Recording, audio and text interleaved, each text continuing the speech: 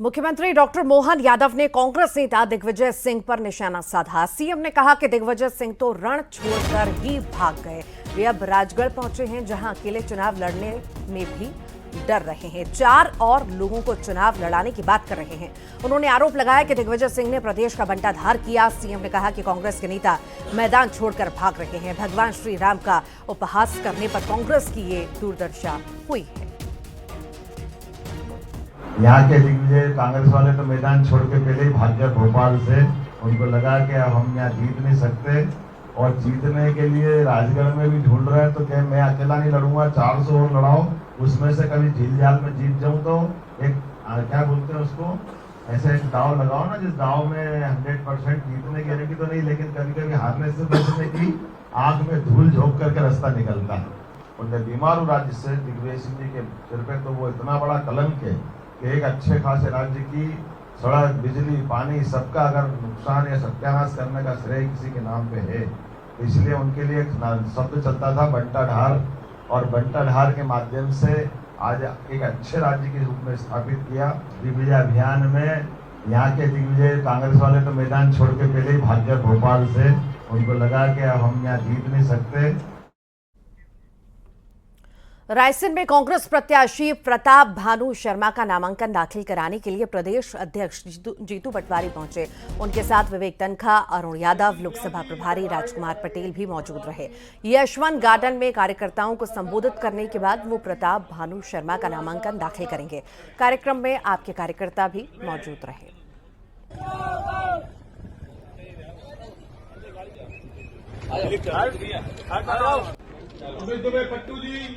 जगदीश भैया जी, भाई आदरणीय जीतू पटवारी जी का आदरणीय अरुण यादव जी, पूर्व राज्यसभा सांसद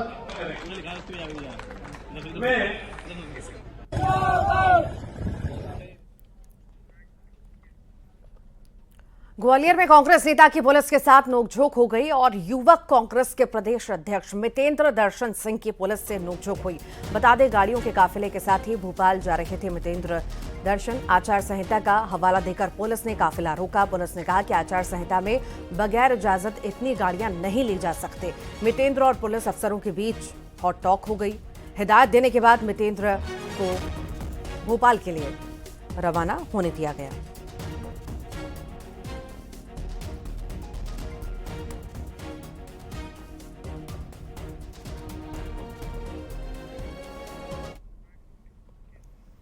और अब जिक्र बुरहानपुर का। रोचक सियासी तस्वीर यहां से सामने आई है। कुछ पल के लिए राजनीतिक दुश्मन भी दोस्त बन गए। दरअसल बीजेपी प्रत्याशी ज्ञानेश्वर पाटिल और कांग्रेस प्रत्याशी नरेंद्र पटेल का एक दूसरे से सामना हुआ। दोनों में हंसी ठाके का दौर चला और इसे देखकर हर कोई हैरान रह गया। ऐसा लग रहा था मानो काफी समय बाद वो दोस्त मिले हों। सही भी है, सियासत अपनी जगह है और संबंध अपनी जगह।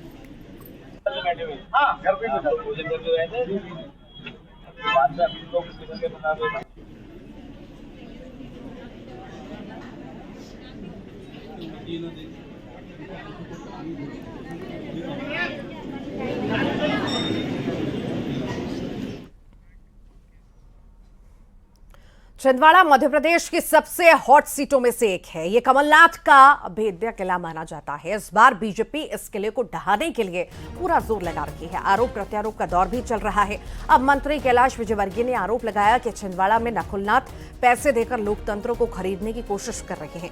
उनका आरोप है कि नकुलनाथ के घर पर नोटों के बंडल हैं, जिनका इस्तेमाल वो मतदाताओं को रिश्वत देने के लिए कर रहे हैं। मैं समझता हूं कि ये लोकतंत्र को नोटतंत्र के माध्यम से खरीदना चाहते हैं।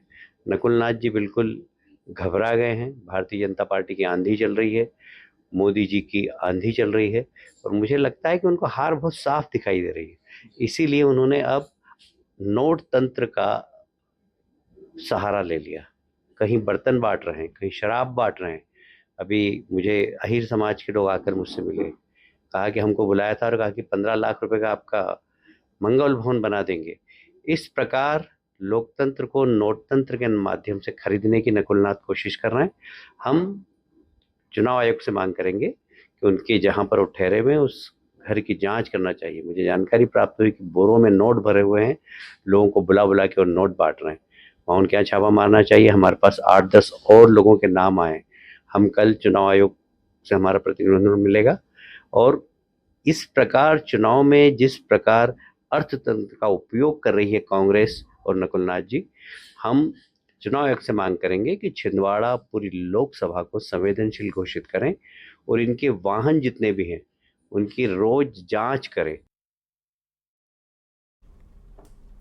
तो वहीं जीतू पटवारी ने कैलाश विजयवर्गीय के बयान पर बड़ा कटाक्ष किया। धन के दुरुपयोग के आरोपों पर उन्होंने कहा कि कांग्रेस के पास पैसा कहां है, वो तो बीजेपी के पास है और कैलाश विजयवर्गीय ने शायद अपने लिए ऐसा कहा होगा। वहीं कमलनाथ को बाहरी बताने वाले सीएम के बयान पर जीतू पटवारी ने कहा कि जो 50 साल वहां की सेवा कर रहा है उसे बाहरी कैसे कहा जा सकता है।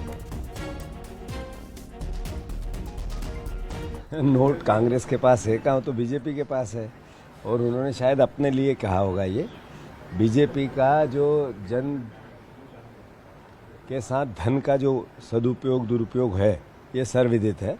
मैं मानता हूँ कि जितने भी कहीं भी किसी भी प्रकार का जखीरा जब पकड़ा जाता है तो बीजेपी के ही लोग उसके पीछे निकलते हैं।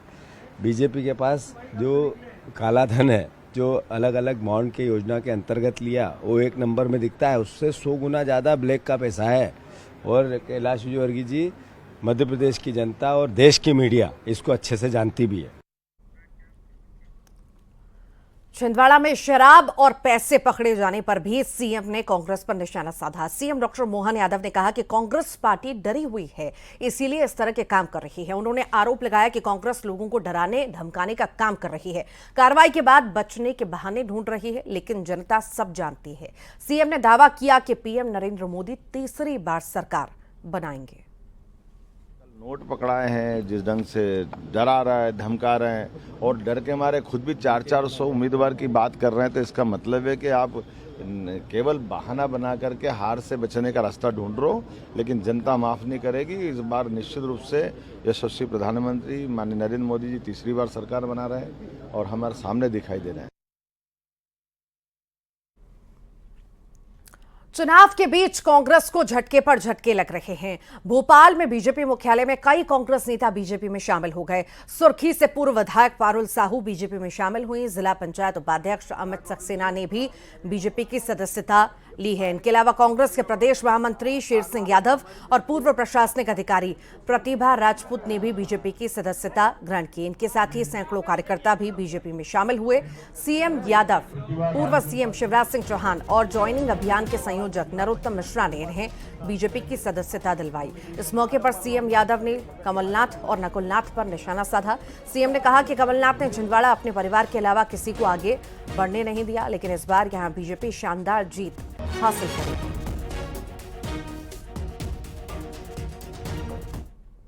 वो कह रहे हैं तपस्या कर रहे, तपस्या नहीं, वो समस्या बन रहे हैं। लोकल लीडरशिप को खड़ा नहीं करने दे रहे। आज तक वहां हमारा अपना कोई व्यक्ति सांसद नहीं बन पाया। इसका कारण, एकमात्र कारण कमलनाथ जी, वो लगातार लड़ते रहिए। बाद में पत्नी को लड़ाए, फिर बेटे को लड़ाए, बेटा 10 बार लड़े। इसका मतलब कोई वहां के लोग कहाँ जाएंगे जहाँ अपने स्थानीय नेतृत्व। भाजपा ऐसे सारे वर्गों के लिए खड़ी है और हम सब मिलकर के निश्चित रूप से इस बार छिंदवाड़ा की जनता ने तय कर लिया, अंदर का और बाहर का, बाहरी व्यक्ति बाहर जाएगा, जो वहां का स्थानीय वो सांसद बनेगा।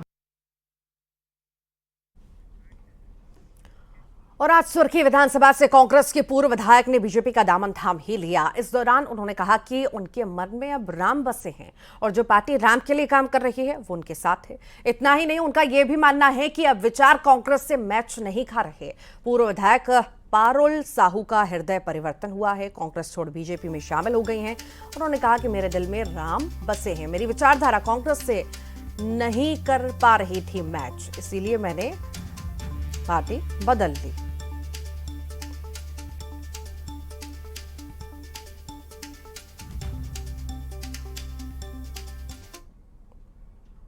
जारी है। पारुल साहू जी ने आज बीजेपी ज्वाइन की है, वो हमारे साथ मौजूद हैं। मैम, आप बीजेपी में लंबे समय तक रही, फिर कांग्रेस चलेंगे, वापस से बीजेपी, कैसे ये हृदय परिवर्तन हुआ? देखिए, हृदय में तो हमेशा राम बसे हैं, हृदय में हमेशा राम बसे हैं। तो राम जी की सरकार है और मुझे लगता है संस्कार जो है वो कभी परिवर्तित नहीं होते किसी भी व्यक्ति के।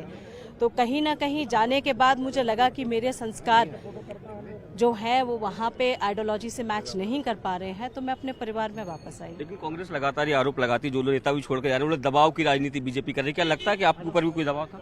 देखिए, ऐसा मुझे कहीं से कहीं नहीं लगता है, क्योंकि अपनी इच्छा से अपने परिवार में आना किसी भी प्रकार से इस बात को सिद्ध नहीं करता है। और मुझे लगता है कि जो अपनापन मुझे आज यहाँ मिला है, माननीय शिवराज सिंह जी भी यहाँ उपस्थित थे, माननीय हमारे मुख्यमंत्री जी भी उपस्थित थे, सम्माननीय बड़े भाई साहब नरोत्तम जी, इन्होंने मुझे अपनी बहन माना है, और बहन को जो स्नेह दिया है और आशीर्वाद दिया है वो अपने परिवार में ही मिल सकता है।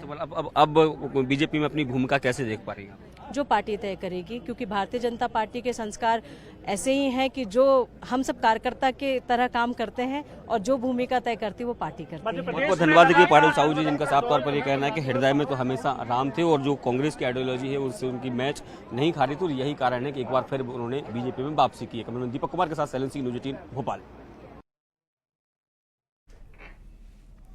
कांग्रेस नेताओं के बीजेपी ज्वाइन करने पर नेता प्रतिपक्ष उमंग सिंगार ने कहा कि बीजेपी के दबाव में आकर ये लोग पार्टी ज्वाइन कर रहे हैं। इसी के साथ ही उन्होंने कहा कि छिंदवाड़ा में कमलनाथ को कमजोर करने के लिए बीजेपी ऐसा कर रही है, लेकिन कमलनाथ बेहद मजबूत हैं और छिंदवाड़ा में कांग्रेस जीत दर्ज करेगी। भारतीय जनता पार्टी के दबाव में इस प्रकार की कमलनाथ जी के प्रति रणनीति बनाई जा रही है, लेकिन मुझे विश्वास है कि कमलनाथ जी वरिष्ठ है, नेता है, और वहाँ छिंदवाड़ा में मजबूत है, और उनके साथ पूरे लोकसभा में सहानुभूति, उसका लाभ निश्चित तौर से कांग्रेस को मिलेगा।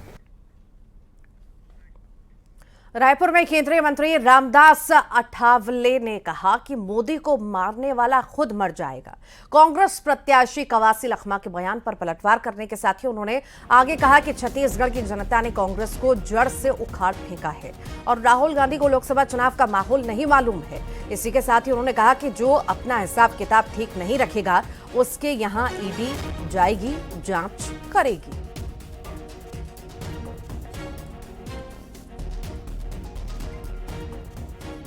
और ये बोलते हैं कि भाई कवासी जीतेगा और मोदी मरेगा, मतलब ये बात क्या बात होती है? क्या मरेगा? मतलब मोदी इतने जल्दी मरने वाला नहीं है। मतलब तुम कितनी भी कोशिश करो, लेकिन मोदी जी को मारने वाले खुद मर जाएंगे, लेकिन उन्होंने भी नहीं मरना चाहिए जल्दी। तो इसीलिए हमको अपोजिशन की आवश्यकता है। हमारा विरोध करने वाले लोग हमको चाहिए। उनका नाम है राहुल। तो राहुल जी को ये मालूम नहीं है कि देश की जनता किसके साथ है।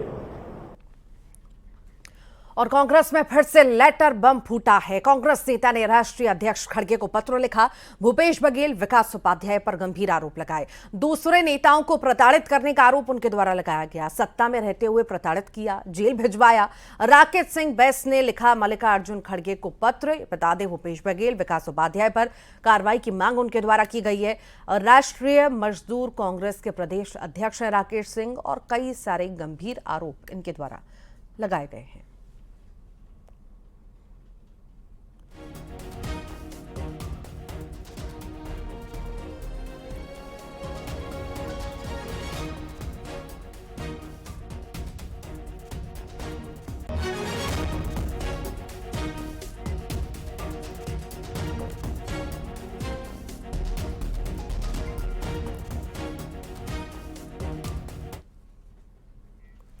तो वहीं राकेश सिंह पर सुशील आनंद शुक्ला ने वार किया। राकेश सिंह बैस का कांग्रेस में अस्तित्व नहीं है। राकेश सिंह को पार्टी ने बाहर कर दिया है। राकेश सिंह हत्या के अपराधी हैं, जेल जा चुके हैं, कई आपराधिक मामलों में संलिप्त रह चुके हैं। राकेश सिंह बैस की चिट्ठी पर कांग्रेस ने इस तरह से वार किया है। क्या कुछ कहा है, आइए सुनते हैं।